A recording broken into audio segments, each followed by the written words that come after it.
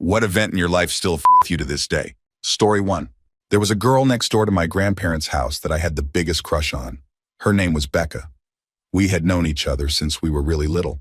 We were both starting to develop feelings for the opposite sex at the same time, and we shared similar troubled childhoods. Becca lived with her grandparents, too. Somewhere between holding hands and having a first kiss, Becca gave me a ring. She borrowed it from her grandpa and needed it back the next day. I was on cloud 9. Excitedly, I showed my mom the ring. She asked my grandparents to borrow their truck and told me to get in and bring the ring along. I had no idea what was happening. We pulled up to a jewelry store at Eureka and Telegraph, and she asked to see the ring. She went inside, no kids were allowed, and came out about 20 minutes later. Then we went to McDonald's, the first time I'd eaten anything other than food pantry meals in at least a year. She said the jewelry store needed to borrow that specific ring for a few weeks to clean it. I asked what I should tell Becca about the missing ring, and she told me to say that I had lost it. I never saw the ring again, and Becca never spoke to me again. Story 2. My father was in hospice, dying from cancer. He had stopped eating and was barely communicative. We knew it was just a matter of days. Mom and I visited him every day for a few hours, so he wouldn't be alone. One morning, we got a call. Fearing the worst, I answered, expecting them to say he had passed. To my surprise, it was my father on the line, and he sounded well. He even said he was hungry and asked for breakfast. He told me he was looking forward to our visit. I was stunned. A flood of emotions hit me. Maybe it was a miracle, and he was going to recover. I quickly got in the car and started driving over. Then I got another call. This time, it was the hospice staff. He had just passed away. The emotional roller coaster from that morning haunts me. I was numb for a long time. At one point, I even wondered if I had imagined the entire phone conversation with my dad. To find some peace of mind, I spoke with the hospice nurse who was with my dad that morning. She explained a concept called terminal lucidity, saying it's not uncommon and is usually a sign that someone will pass soon. It helped a bit, but the memory still haunts me. Story 3. I lost a friend to suicide in autumn 2017. He was the first person I truly loved, and also the first and only person to truly break my heart, which happened years before he passed. His mental health had always been unstable, and in the months before his death, I distanced myself because it was becoming overwhelming for me. It's something I regret now, but I also understand why I needed that space. I never wanted to end our friendship. I always imagined us as old friends someday, joking about how he broke my heart when I was 20.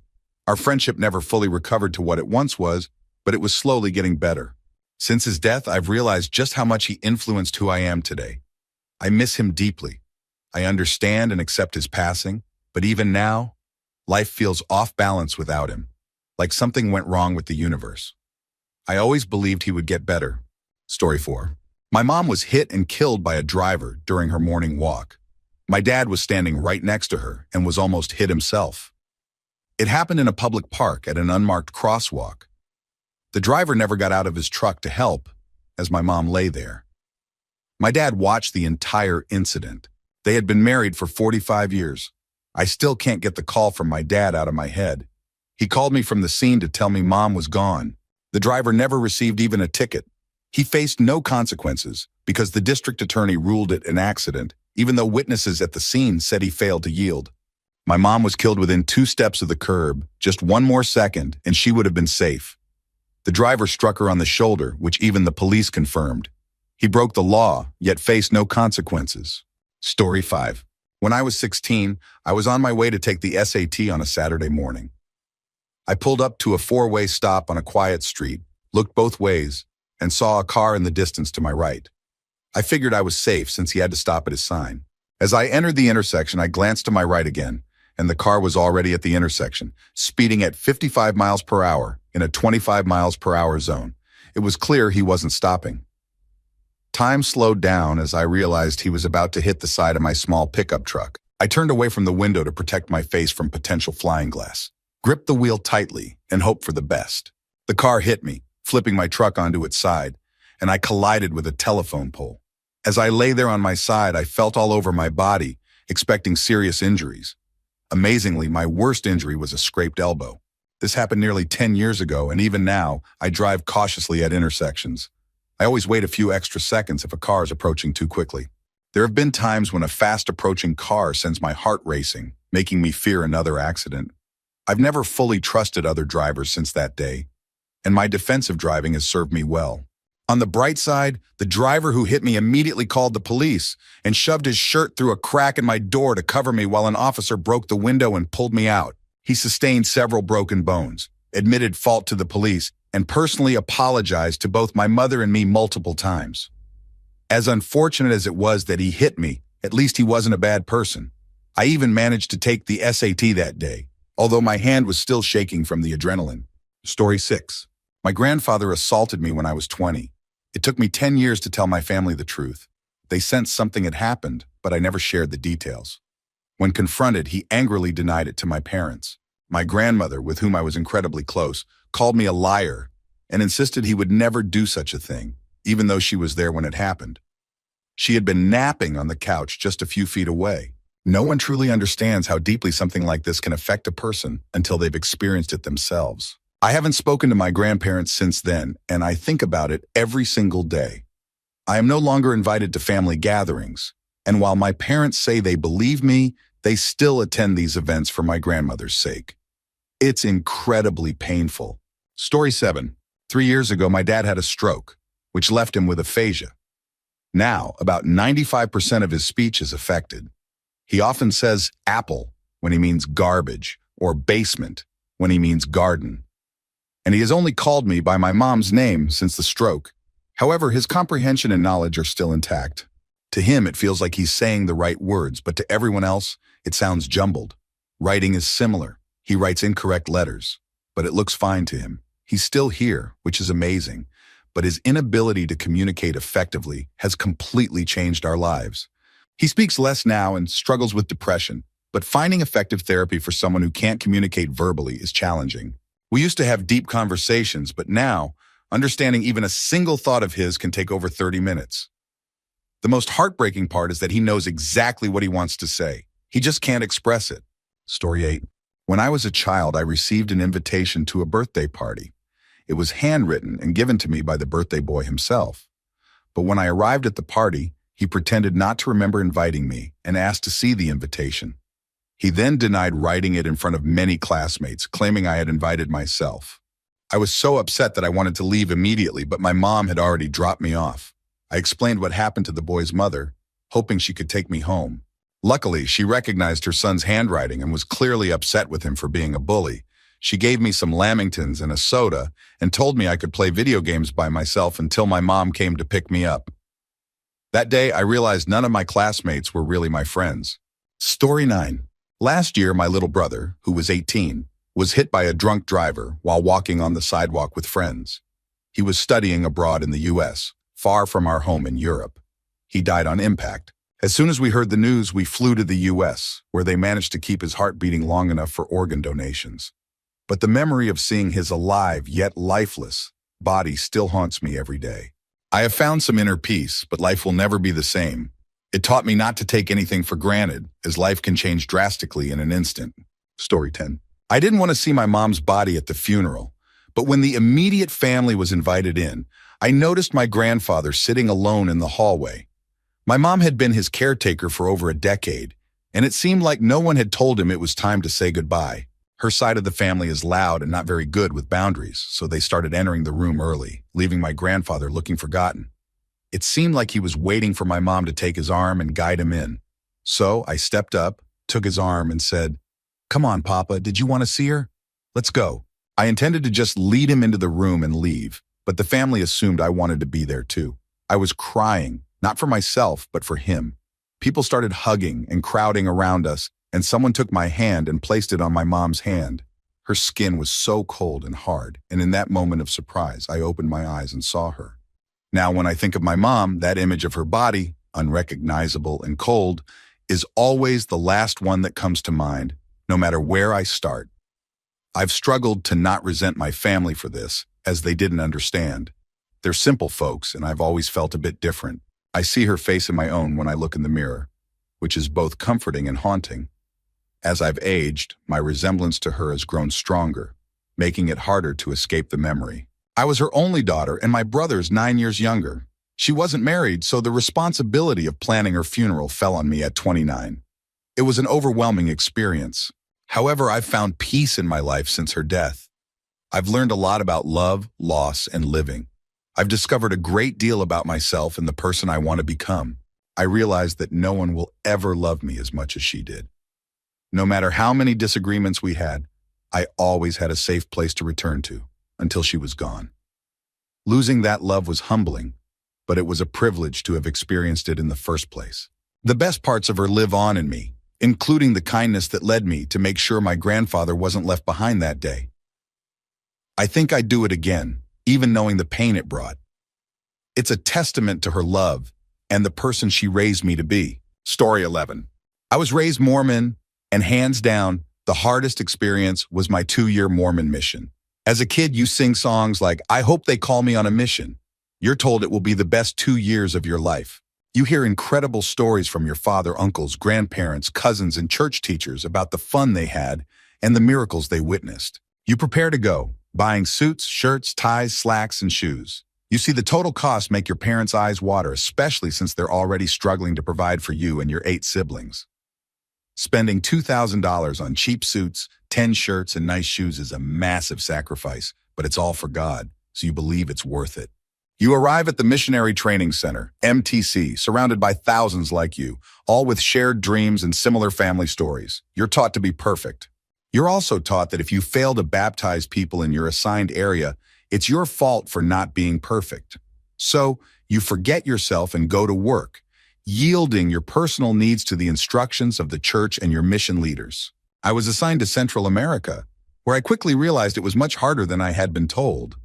It wasn't safe, but my companion taught me how to identify gang members and steer clear of them. I was grateful to be in a religious country where, even if people disagreed with me, they generally didn't bother me because I was a Christian missionary. One day, while teaching a lesson about God, I heard multiple gunshots 3 houses down, followed by a speeding car. The lesson ended abruptly. Everyone needed to know who had just died, but no one dared to go outside right away. We later learned that 2 innocent people were killed in a drive-by because they were sitting on the wrong stoop. I quickly learned to differentiate between gunshots and fireworks. The pressure to be perfect was constant, and I felt like a failure for not seeing the same success as others. It wasn't until years later that I realized it was more of a sales job than a service opportunity. While I had just enough money to feed myself, I often went hungry because the schedule required dinner to be at 9:30 to 10 p.m. And I was walking 15 miles daily. My companions resented me. I wanted to be obedient and work hard while they had boundaries. I was trained to have none. They couldn't stand me. I felt utterly alone. The mission president was neither kind nor supportive. He only called when I emailed him, like when my companion threatened me. I felt trapped. Every time I got a new companion, I hoped for someone kind to work with. But each new assignment brought another problem missionary to babysit. I couldn't call my parents except on Christmas and Mother's Day. I was allowed to send 1 email a week, but I was told to avoid sharing negative stories, so my parents wouldn't worry. I didn't tell them about the time I was almost mugged by a drunk gang member. Thank God for the kids who showed me a quick escape down an alley. I constantly worried about the financial strain on my parents. Paying $400 per month was a lot when there were so many mouths to feed, and I was grateful to the community members who helped fund my mission. Years later, I learned that my mission president had all his expenses covered, including a penthouse, food, flights for his children, and gifts for his family. Bats got into my room through a 4-inch gap between the wall and the metal roof. Tarantulas and scorpions were regular visitors during the rainy season. I completed the 2 years and returned home. After 2 years of beans and rice in Central America, I had a breakdown at the excess of American life while shopping at Costco.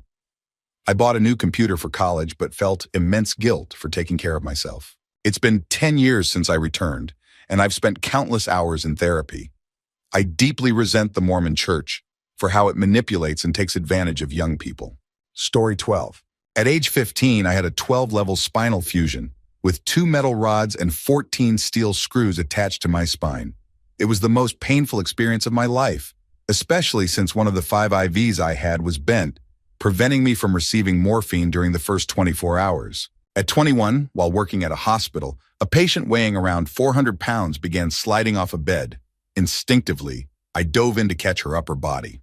1 rod and 1 screw broke, along with the fusion, now solid bone tissue.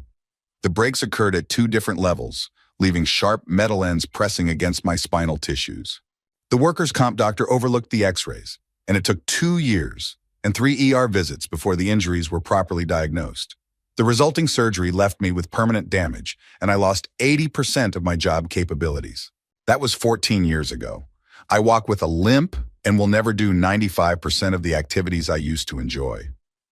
Since having COVID, even simple tasks like moving boxes or mowing the lawn are difficult, making full-time employment nearly impossible. So, to those in the medical field, lifting anything over 50 pounds isn't worth the risk. You could spend the rest of your life in pain with more medical debt than you can track. Story 13. When I was in kindergarten, my mom thought it was pajama day and sent me to school in pajamas. It wasn't pajama day, it was picture day. In my class photo, everyone is dressed nicely while I'm wearing pajamas. Even now, whenever there's a costume party or casual day at work, I check multiple times to ensure it's the right day. I even bring a change of clothes in case I've misunderstood or the date has somehow changed. Story 14. I was fast asleep when I was suddenly awakened by strange humming noises mixed with giggles. I turned and saw my husband, seemingly in a trance, humming and giggling in bed. I tried to wake him, but he was unresponsive. When I turned on the light, he didn't flinch but began flapping his arms. I had just returned from a 2-week work trip and noticed he was acting strangely, rhyming words when he spoke. But this was different. It looked like he was completely out of it. I called 911 and paramedics arrived. He slowly became more coherent, but his blood pressure was dangerously high. They insisted on taking him to the hospital. He became upset with me for calling 911. We're in Canada, so it's free. He threw his wedding ring in the trash and said hurtful things. That's when a nurse pulled me aside and explained that he was experiencing a severe manic episode related to bipolar disorder. He was involuntarily admitted and spent weeks recovering. It felt like I was grieving the loss of my husband even though he was still alive. Now, after 2 years and finding the right medication, he's stable and back to his old self. He holds a job, and we've had many conversations about what happened. It's a tough disease, but it's treatable. Story 15. When I was 16, I hadn't heard from my dad in a while and couldn't reach him. Suddenly, my uncle arrived and told my mom that my dad had a stroke and was in a coma. Since she was the closest next of kin, they were divorced. She had to talk to my sister and me about making choices. My uncle's stoic demeanor as a Vietnam veteran didn't immediately raise suspicions. Later, my dad's former roommate showed up with slightly different details, made advances toward my mom, and aggressively lectured me about doing right by my dad. The situation was chaotic. When we arrived at the hospital, my dad looked like he had been in a terrible accident, bruised, cut, and swollen. We were shocked to learn he had been there for a week without anyone telling us, even though my uncle and aunts knew. We were told he fell down the stairs after having a stroke, but no one had his phone. At his house, we found blood streaks and footprints that weren't his. The police were uninterested in investigating further. After 3 months in a coma and nearly a year of rehab, my dad regained most of his independence, but has no clear memory of what happened. His former roommate never resurfaced. My uncle never explained the delay in notifying us, and my dad's phone was never found. While my dad was still in a coma, our house was broken into and ransacked.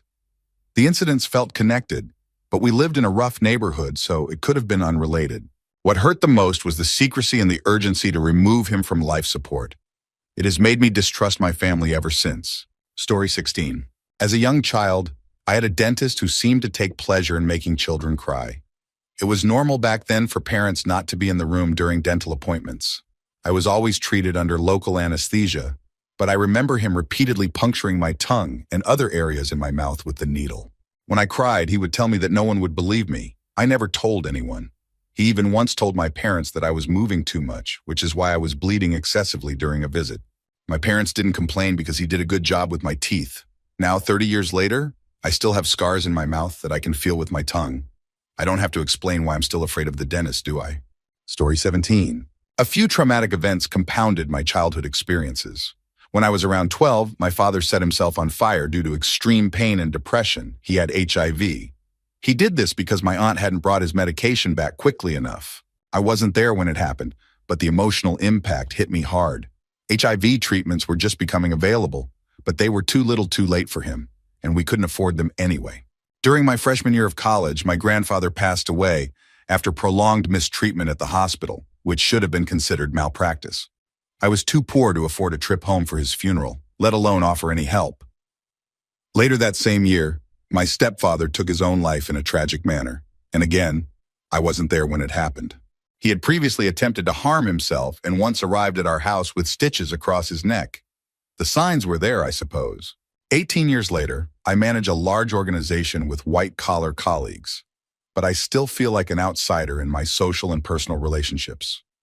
Despite my financial success, my past haunts me, and I struggle to find anyone who truly understands. Story 18. There was a spot by the river where a small bridge created a kind of mini pool, making it a little paradise. One day, we saw fireboats and an ambulance rushing down the river, and they told us to evacuate. It turned out that a 17-year-old boy had jumped from a car bridge about 1 kilometer upstream as part of a dare. While he was struggling in the water, a 14-year-old girl tried to save him, but got stuck herself. Fortunately, a local canoeist was nearby and managed to save the girl, but it was too late for the boy. A helicopter arrived shortly after and pulled the boy's body out. I remember the paramedics' expressions when they realized he was gone. His mother arrived but couldn't understand what was happening since she only spoke Arabic. Her face turned pale when a local translated the devastating words, "He's dead." It was hard to return to that place a week later without thinking of what had happened. Story 19. I experienced the healthiest relationship of my life, only for it to end in heartbreak.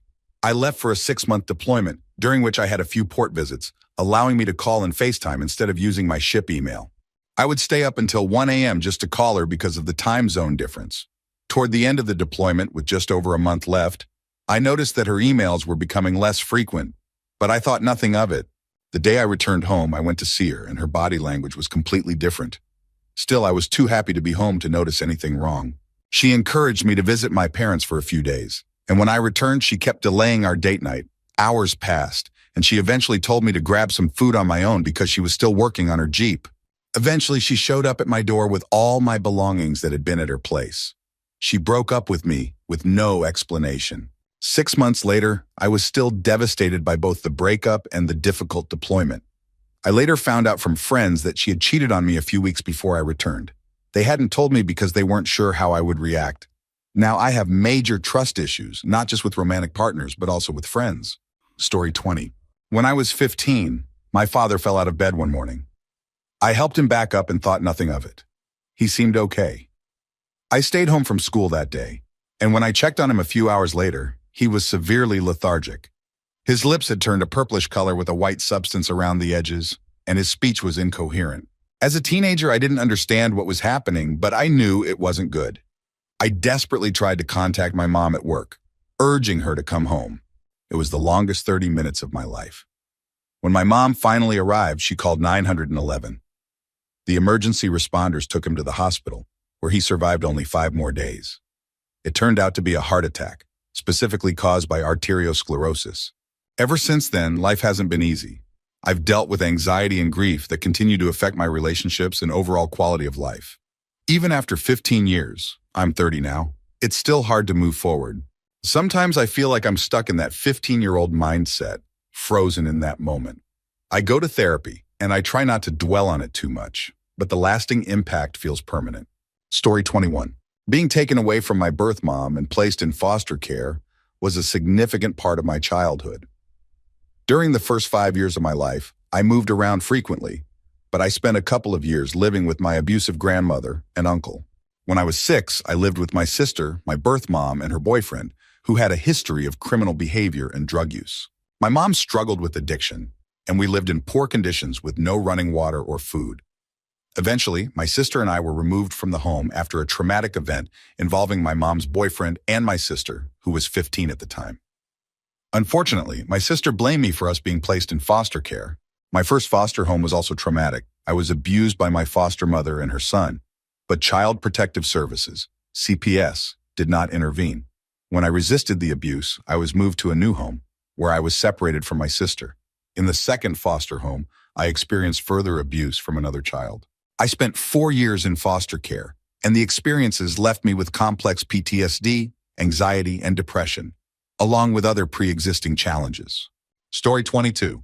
The most traumatic memory that still gives me flashbacks is my father's death from cancer when I was 11 years old. He battled the disease for 6 months, but in the final 2 weeks, he went from looking somewhat gaunt to being painfully thin. I wasn't there during the last 2 weeks before he passed. He had pleural effusion, meaning fluid was building up in his lungs due to metastasis, making it difficult to breathe. They attempted to drain the fluid using tubes, but the cancer continued to progress. One Friday, my sister and I were sent home from school, and my grandparents rushed us to the hospital after a call from my mom. As soon as I saw my dad, I broke down. He looked like a fish washed ashore, barely breathing. From 1 p.m. to 5 p.m., we watched him struggle to breathe until he simply stopped in the middle of one of his breaths. Around half of our extended family gathered shortly afterward, which provided some sense of shared grief. Losing a parent at such a young age changed everything about my life. I know I'm not alone in having this experience, but the memory still creeps up now and then. I don't cry over it anymore, but I do find myself thinking about it occasionally. Story 23. In my late 30s, I experienced an aortic dissection due to a ruptured aneurysm, leading to an 8-hour emergency open-heart surgery. I barely survived, and even my surgeon was surprised that I was coherent the next day. Fortunately, I did not suffer a stroke and my organs remained intact. The chance of surviving such an event is only 2%, so I consider myself extremely lucky. Initially, it felt like heartburn, so I went to get some antacids from the medicine cabinet. As I walked, I suddenly felt that something was very wrong. I ran to my wife's car, shouting that we needed to go to the hospital immediately. Within 5 minutes, the pain became excruciating, as if I was being ripped apart from the inside. I was told that if I had waited for an ambulance, I wouldn't have made it. It is one of the most painful experiences a person can endure, and I can attest to that. It's been a few years, but I recently learned that I need another surgery to replace the rest of my aorta, from just above my heart to my femoral arteries. The operation will leave me with a large scar, and I have a 90% chance of surviving and a 75% chance of a decent recovery. Every day I have at least one moment when I feel like I'm about to die, an imagined flutter in my heartbeat or a brief catch in my breath, and I think, this is it. Story 24. I was always the golden child, excelling in academics, sports, and behavior, always ahead of the learning curve.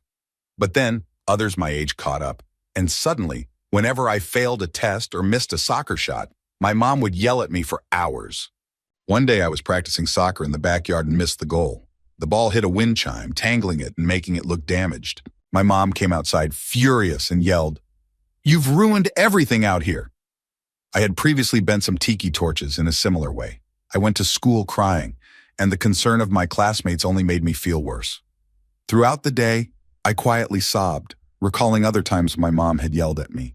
When I returned home, I managed to untangle the wind chime in 3 minutes. It wasn't broken, just tangled. But that incident made me feel like I wasn't allowed to make mistakes, and it's why I haven't tried many new things. This summer, I'm staying with my dad and exploring new interests, like culinary classes, soccer, and even professional gaming. Therapy has helped me understand how my mom's behavior affected me. My constant stomach pains, headaches, and backaches were stress-induced.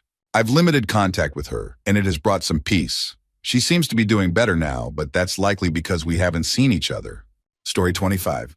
In my early 20s, I was managing a store with one other employee when an armed robber entered as we were closing up for the night. He tied us up with zip ties and left us on the floor while he raided the safe. We tried to stay calm, believing he would just take the money and leave. But then, he covered our heads execution style with hats, and I felt the gun barrel press against the back of my head.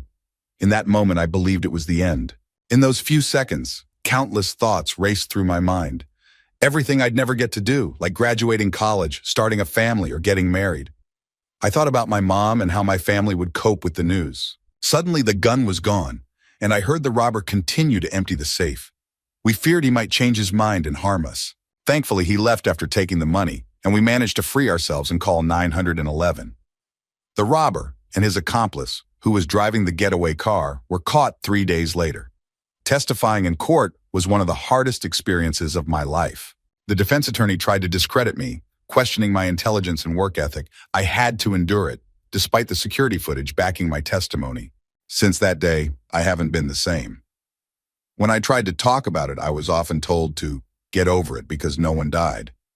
Once I mentioned that I might have PTSD, and a coworker told me that the term should be reserved for soldiers, not for people like me.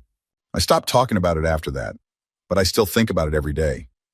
This happened around 2004 or 2005. Story 26. Last year, my cousin and I were walking the dog in the park when it suddenly started to rain, and storm clouds rolled in quickly, so we decided to leave. We were at the far end of the park, which is about the size of 3 football fields wide and 6 to 7 fields long, with no cover except a forest at one edge. As we started crossing the first stretch, I noticed about a third of my cousin's thick hair standing on end, something that definitely wasn't caused by the wind. She turned to look at me, her face pale with fear. We immediately sprinted toward the nearest cover, which happened to be the forest. We patted our hair down, and thankfully it stayed down. After a few minutes, we decided to continue. Halfway across the park, I glanced at my cousin, and her bangs were standing straight up again. This time, there was no cover, just open, grassy fields. We ran as fast as we could. My cousin, being faster, was a bit ahead with the dog, who thought it was a fun chase game. As I watched, her hair rose more and more, as if we were in a sci-fi movie. I feared it might be the last thing I'd see. Adrenaline kicked in, and we stumbled our way to the exit, which led under a railway bridge. Under the bridge, our hair finally settled, and we sat there for a long time, listening to the thunder and lightning around us until we could breathe normally again. We then jogged home. To this day, I can't be outside in a storm. When it starts raining or dark clouds gather, I constantly check my reflection and hover my hand over my head. Story 27. Yesterday was my birthday, but it's also the anniversary of my son's death. He would have turned 7 in 2 days. I was 38 weeks pregnant when he passed, just 3 days away from being induced. My son and I were victims of abuse. I was shot in the stomach by my then-husband on my birthday after I discovered his infidelity. It was a point-blank shot with a .40 pistol. The bullet went straight through me, hit my son, and lodged in my leg. He passed away instantly. I underwent 6 hours of emergency surgery, received 2 blood transfusions, and was placed in a drug-induced coma in the ICU. When I woke up, I was told that my son hadn't survived, and that I had barely made it myself. The doctors had even advised my family to prepare for my funeral. Between the physical pain and the heartbreak of losing my son, I begged to be sedated again. I was moved to a labor ward, where every time a baby was born, a lullaby played through the speakers, reminding me that while others were welcoming their babies, I was planning my son's funeral. I saw my son for the first and last time in a small box before he was cremated. I never got to hear him cry or watch him grow. I wear a lock of his hair and a necklace every day now. I still can't celebrate my birthday. Knowing that the day I was born is also the day my son was taken from me is unbearable. I honestly don't think there will ever be a time when it stops affecting me. Story 28. I lost my dad last year. He initially complained of severe back pain, which led to an MRI revealing a mass pressing against his spine. Deep down, I knew it was serious, so when my mom called to say it was one of the most aggressive cancers, I wasn't surprised. I broke down the moment we ended the call and immediately took emergency leave to spend time with him. I only got 2 good days with him before he passed. The doctors had given him 6 months, but the cancer spread quickly, and the treatments seemed to make it worse. In my gut, I knew he wouldn't survive. He displayed dementia-like symptoms leading up to the day we called an ambulance, suggesting the cancer had spread to his brain. He held on for 5 days, sedated on a morphine drip. When he passed, I felt a strange relief, grateful that his suffering had ended. The 7-year survival rate for his type of cancer was just 2%, with the disease typically undetected until it's too late. He was ill during the height of the COVID healthcare crisis in a small town. The healthcare system struggled to provide adequate care, leaving us to manage home care ourselves. It was heartbreaking to watch him suffer so much. Despite the deep bond I shared with him, I wasn't consumed by grief after he passed. I know he wouldn't want me to dwell on it, but sometimes I feel guilty for not feeling worse. I miss him dearly and often cry when something reminds me of him. He was an incredible guitarist, and I have all his music, but listening to it is hard now. I wish he hadn't suffered, and I'm relieved he's at peace, even if that makes me feel like a bad person. Story 29. My grandfather's suicide still haunts me. 3 days before my grandmother's birthday, he shot himself in the head early in the morning while she was still asleep. He had always handled the family finances, and things became difficult after he retired. He had promised my grandmother they'd never struggle financially again, so he thought his life insurance would provide for her. Unfortunately, he hadn't set it up correctly, nor his pension, so she had to sell everything to pay off debts after his passing. No one would have expected this from him. He was the best grandfather I could have asked for, and I miss him dearly. The last thing he told me, 11 days before he died, was, "I'm very proud of the man you're becoming." He never got to see me finish college or get married. If you're ever feeling lost, please talk to someone. And if you're reading this and feeling this way, know that you are loved. Story 30.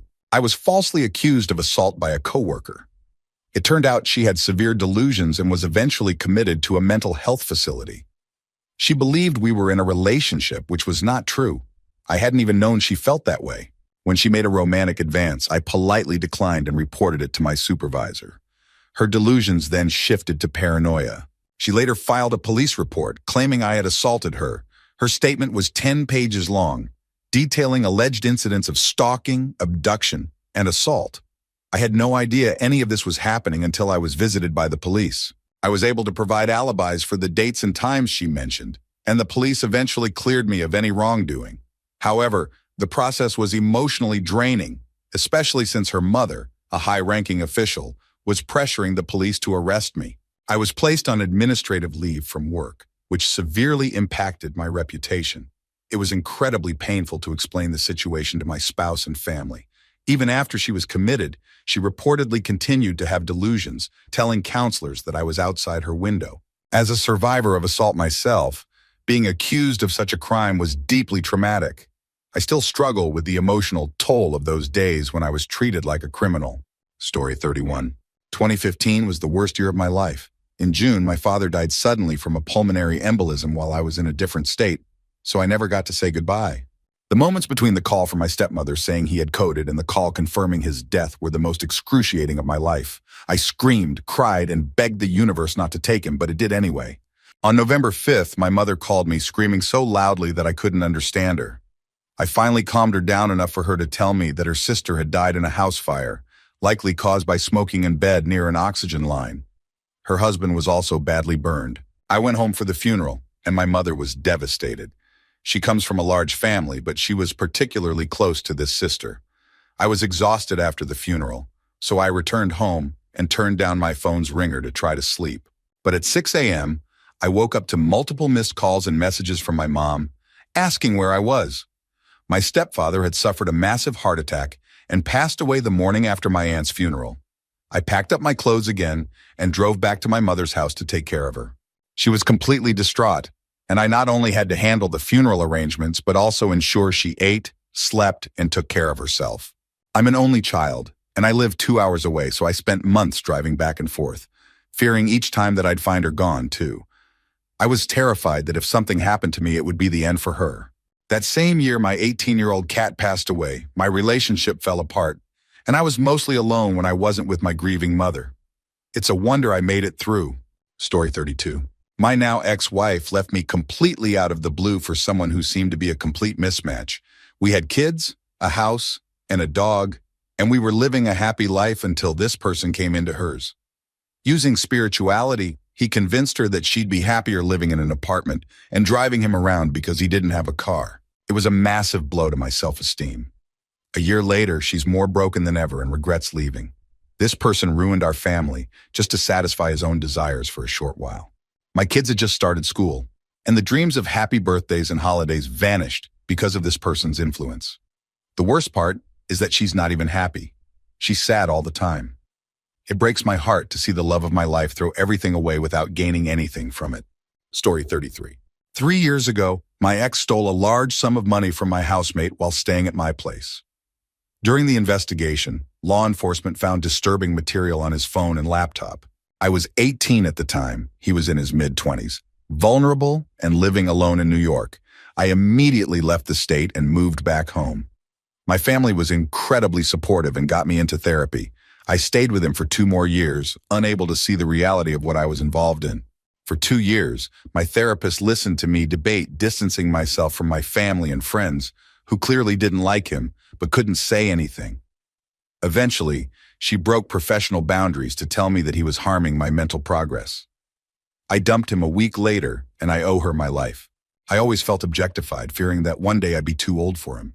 This realization was horrifying. I struggled with guilt at my job working with children, feeling like I was somehow perpetuating the harm. When I finally left him, he harassed me online, spammed my phone, and even followed me to a new city. My family had to intervene at every step, and I regret how much of a mess I was during that time. The relief from everyone when he was finally out of my life was eye-opening. My mental health has improved significantly since then, but the feelings of objectification, anger, and regret linger. It was not love, it was codependency and a lack of self-respect that kept me with him. I know he still reads my posts online, but I want to make it clear, this was not love, it was harm. Stay away from me. Story 34. My longtime best friend and girlfriend started seeing each other behind my back. I was already depressed and dealing with serious issues that both of them knew about. Later, I discovered she had also been involved with other men. I broke up with my girlfriend and cut contact with both of them. In retaliation, she keyed my car and stalked me for months. She once followed me to the gym at 2 a.m., repeatedly hitting me. I never fought back. I only tried to de-escalate the situation and remain civil. I never pressed charges. I just wanted her to leave me alone. On my birthday, my ex-best friend messaged me, bragging about sleeping with her and mocking me for supposedly always running back to her. He also spread lies about me to mutual acquaintances. I continued to see him at the gym, but I avoided eye contact, not out of fear, but out of disgust and pity for someone I once considered a brother. To me, he was as good as dead.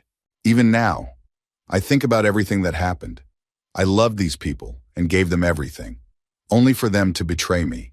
It's a deep pain I've learned from, a scar that no longer bleeds, but still reminds me of the hurt.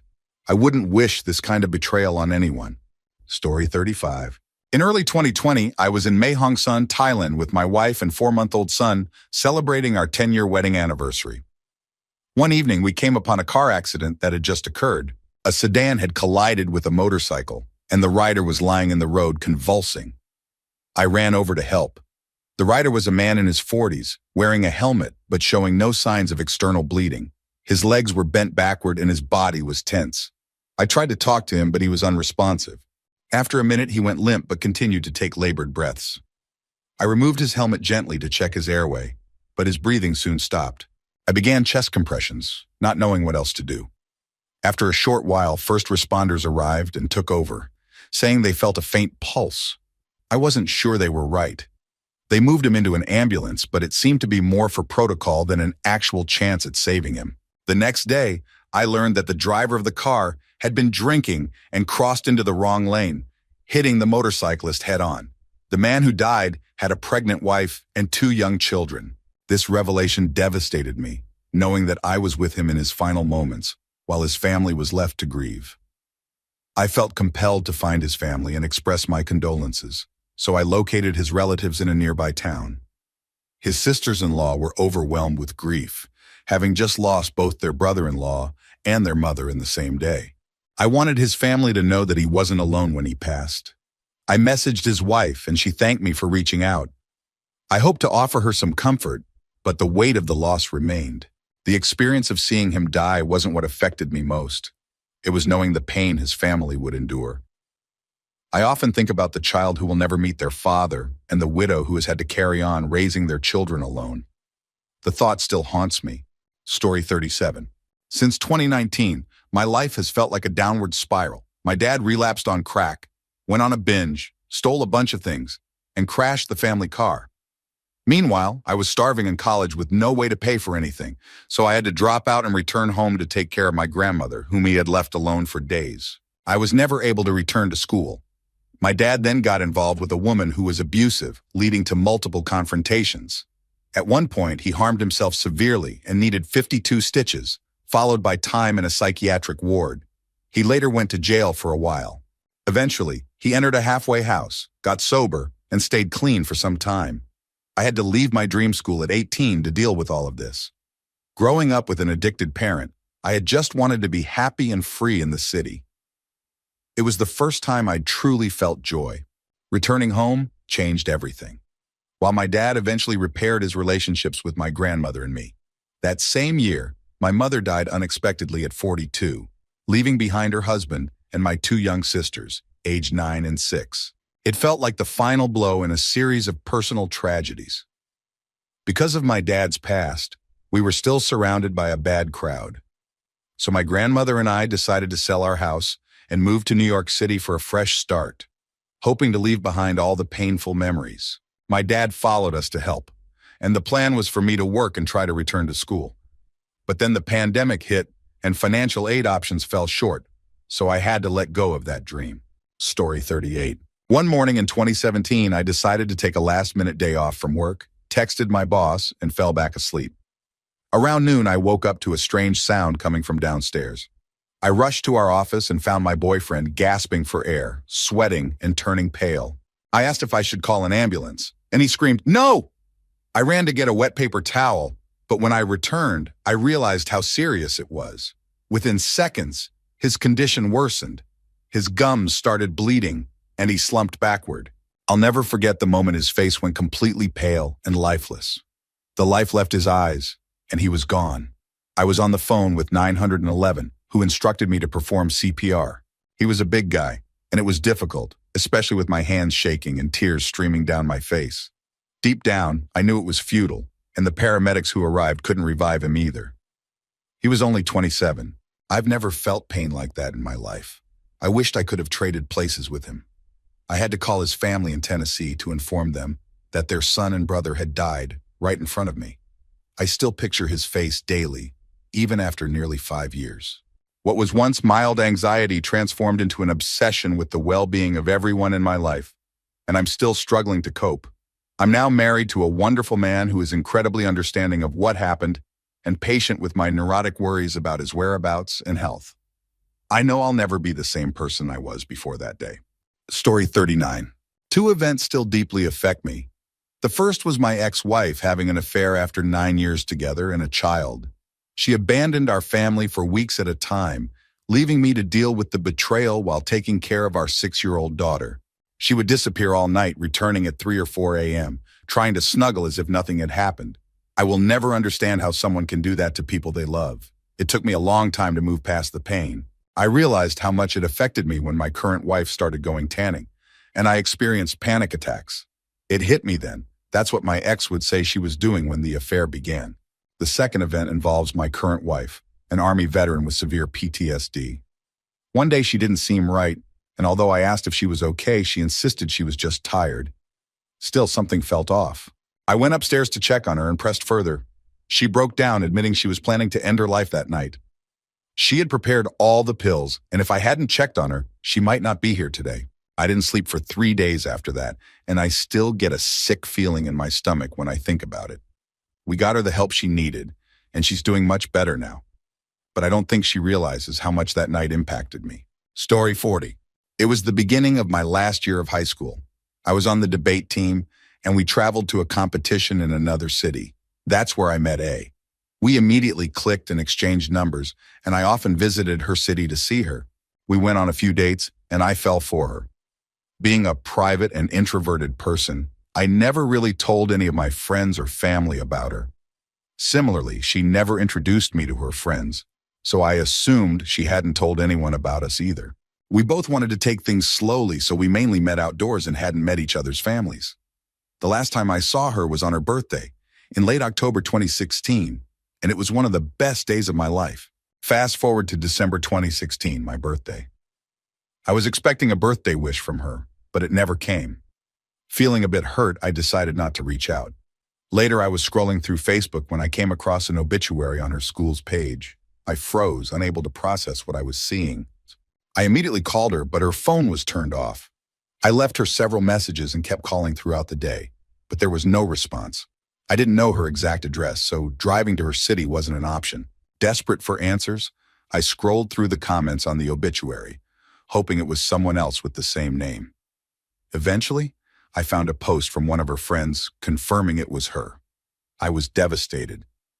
We had just spoken the night before, and now she was gone. A couple of months later, as I was still trying to process everything, I received a call from her number. I was stunned, but it turned out to be her mother. She wanted to know who I was and whether I'd noticed any signs of distress. That's when she told me that A had taken her own life. For months afterward, I lost track of day and night. I stopped eating and lost a lot of weight. If not for my mom helping me with college applications, I might not have managed to move forward at all. Eventually, I got into a university abroad and left the country to start anew. It hasn't been easy. The experience made me bitter and closed off. I pushed away anyone who tried to get close to me, building walls around myself. To this day, I've struggled to form emotional connections with anyone or anything. The most painful part is that I'm still angry at her, and I don't know if I can ever forgive her. She never reached out for help, never showed any signs of distress. I constantly wonder if I could have done something, even if it was just listening. The fact that she chose to end her life on my birthday feels like a punch to the gut. But what hurts the most is not knowing why. I'm still miserable, still hurting, and I still miss her. Story 41. My parents disowned me when I came out as transgender. It's been almost 18 months since then. I was never very open with them about my gender identity because of their strong religious beliefs. They're conservative Southern Baptists. After coming out, I heard everything from God doesn't make mistakes to you have a mental illness. Family members stopped talking to me, including my own brother. It felt like a character assassination, only this time it was by my own family. I spent most of last year trying to mend things, but nothing worked. Eventually, I felt so broken that I gave up. The people who raised and loved me turned their backs on me at my most vulnerable moment, and it changed me. They didn't just reject me, they rejected anyone who accepted me. Even my sister is no longer comfortable being alone with them. I break down crying at random, experience flashbacks, and have dreams haunted by memories of my parents. I lost interest in my hobbies, and I fell into a deep depression for over a year. I internalized the guilt and blamed myself for it all. It's the worst experience of my life. Sometimes I honestly wish they had died instead, so my memories of them wouldn't be so tainted. Story 42. One night after drinking, my roommate stepped into an alley to vomit while I waited on a nearby bench. I was pretty drunk and almost dozed off. Suddenly, I noticed two guys entering the alley. It was odd since it didn't seem like a place you'd pass through, so I got up to check on my friend. When I caught up, one of the men had my roommate pressed against the wall, while the other stared directly at me. I froze. 1,000 thoughts raced through my head, each more foolish than the last. I contemplated running, shouting, or using the bottle in my hand as a weapon, but I couldn't move or speak. Thankfully, my friend managed to defuse the situation by talking, turning what could have been a robbery into a strange conversation. He's always been quick with words, but I have no idea how he managed to turn it around. Eventually, the two men left, and so did we. Since that night, I haven't been able to drink socially. I get anxious, keeping an eye on everyone around me. I turn into a paranoid chaperone, trying to ensure no one's drink is tampered with. If someone pairs off with a stranger, I keep a close eye on them, fearing something might go wrong. When it's time to leave, my mind goes into panic mode. I worry that someone might be attacked on their way home, yet I know I can't walk everyone home. The constant dread is exhausting, but no one else seems to understand. People have misinterpreted my behavior as controlling, but that's not the case. I know the odds of something happening are low, but it only takes one incident to change someone's life forever. I also know that I'm too paranoid, but I can't shake the fear. For everyone else, that night was just another night, but for me, it changed everything. Story 43. My mom left my dad, who was emotionally manipulative. I only realized the extent of it later. When she first left, he overdosed on pain medication. She took him to the hospital and, feeling guilty, agreed to stay with him. But a week later, she realized she couldn't be responsible for his choices and left again. Once more, he attempted an overdose, and she took him to the hospital. This time, she refused to bring him back home, having him admitted to a mental health unit. Unfortunately, the unit mishandled his care, dismissing her concerns that he was still a danger to himself. The unit released him to the care of his sister, who was also dealing with her own marital issues and wasn't home much. I was feeling guilty for not visiting him that week, as I was just starting a new relationship. I texted him that morning, wanting to stop by for tea after work. He didn't respond to my texts or calls, which raised my concerns. I rushed to his place, speeding through the city. When I arrived, I found him in the attic, having taken his own life. The details still haunt me, especially knowing he had to sit in such a cramped space to do it, meaning he could have stopped at any moment. The lies from his social worker added to the pain. He was already gone by 3 p.m., even though they claimed to have spoken to him at lunchtime. The police had to read through my messages but didn't log which ones were unread, so I'll never know if he saw my text before he made his decision. I talk openly about what happened, often using dark humor as a coping mechanism, but the weight of it all remains. Story 44. For years, my mom battled cancer. It wasn't aggressive, so I didn't think about it much, especially after moving out to focus on my own life. Eventually, she stopped pursuing traditional treatment and turned to holistic options in Tijuana. I remember spending hours pleading with her to continue conventional treatment, warning her about the risks, but she refused. Her decision was heavily influenced by essential oil and anti-vaccine Facebook groups that discouraged listening to doctors. My dad and sister were convinced that her choice was divine intervention. Months later, she told me that the cancer wasn't growing, so I figured the alternative treatment might be working. Then, while I was stationed across the country, I got a call from my superior, telling me I needed to take emergency leave because my mom was very sick. I was confused because I thought everything was going well. When I called my dad, I heard him cry for the first time in my life. He said that my mom had only 6 months to live. I assumed I had more time, so I took only 10 days of leave, planning to return later. But when I got home, I was shocked by her appearance. She was jaundiced, emaciated, and barely recognizable. I realized how dire the situation was. I spent 2 days with her before she passed. Her slow, labored breaths are seared into my memory as I sat by her side, repeatedly telling her, "I love you." I miss her every day, and I often wake up thinking she's still alive, even though it's been nearly 3 years since her death. I constantly beat myself up for not convincing her to pursue traditional treatment. Now she'll never see me get married, watch me achieve my goals, or meet her grandchildren. Please spend time with your loved ones. They can leave your life so quickly. Story 45. I married a woman who became cold and distant the day after our wedding, as if she had suddenly realized she'd made a huge mistake. A few months earlier, she had shown me photos from college trips, including cutesy selfies with her lab partner. When I brought it up, she accused me of being untrusting. After our divorce, she ended up with him. Looking back, I saw the signs, but I blame myself for being paranoid. Despite everything, I tried to make her leaving as easy as possible because I loved her. I helped her move out, even giving her our mattress so she'd have somewhere to sleep. I tried to maintain a friendship, but each time we met up, she had a long list of things she wanted to take from our home. She never complained while we were together, and we never fought. After the divorce, she blocked me and many mutual friends on social media before eventually moving away. Now, I can't even contact her if I wanted to. I still feel like I must have done something wrong, but I have no idea what it was. I wish I could find closure, but it seems impossible. This experience sent me into years of depression and alcoholism, something I'm only now trying to overcome, nearly 15 years later. Story 46. When I was 8, we lived next door to a family with an older son who struggled with mental illness. He was unpredictable.